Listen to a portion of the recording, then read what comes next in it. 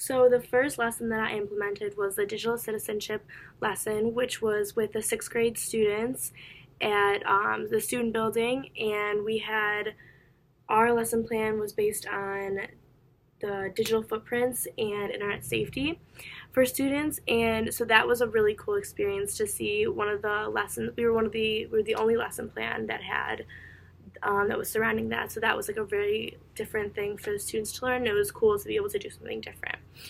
The experience overall was really cool. I really enjoyed teaching the students. It was different for me because I had never taught middle school, especially since my focus is secondary, and in previous years I had always taught younger elementary. So this was really interesting for me to see the middle school level, considering that I had never taught it before. I really learned how to time manage myself. We had originally had a lot of stuff in there. It was a very in-depth lesson. There were a lot of definitions, and there were videos. There was our board game, and then we had an additional game if we had extra time. So we really planned for a lot, and it was good that we did because we went through everything really quickly because we didn't really anticipate the students kind of going through all the lessons in the board game so quickly. So it was nice to have that extra time.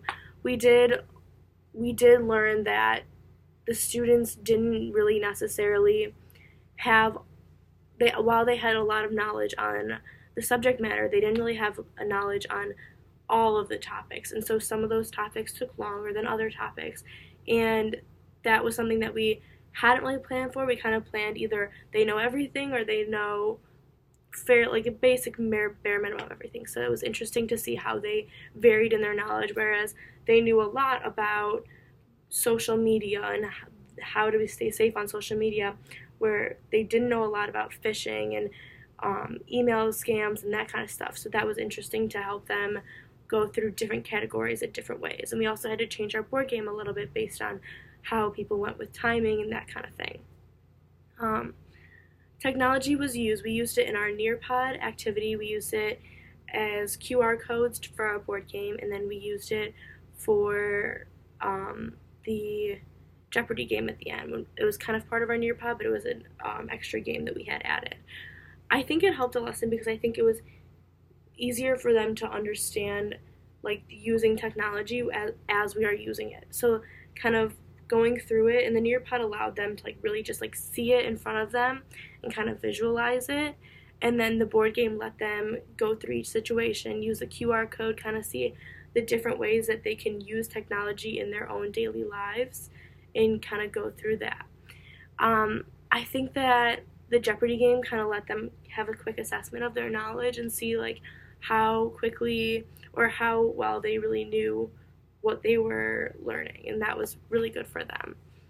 I think more technology in the lesson. I don't know if we would use more technology in the lesson, but I think that we could always use technology in the way more personalized. I think that because we had such a limited time, and we couldn't really have a big group and go over a couple days and stuff like that, I think the students really had to just kind of focus in and use the technology they were given as opposed to exploring it and stuff like that. So I think the idea of them kind of working as a group in one specific category of technology, you're only using Nearpod or you're only using QR scanners to try and get this one assessment, I think that we could use technology to kind of let them explore and really try and get through their materials in more of a personalized way.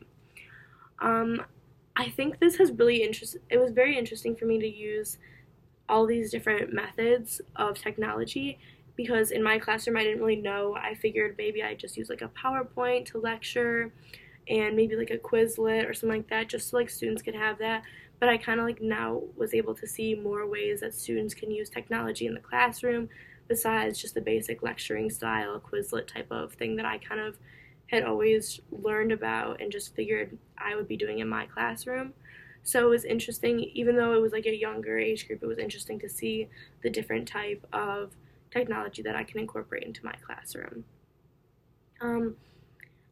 I don't think I was surprised by the level of how much that the students could do on technology. I think that they have incorporated a lot of technology into the classroom, and I think that I was impressed by their use, but I don't think I was like shocked by it because technology is such a big part of education, and I think it's something that all teachers are going to have to continue to keep up with as generations continue on. So that was my experience, and I hope I get another one again.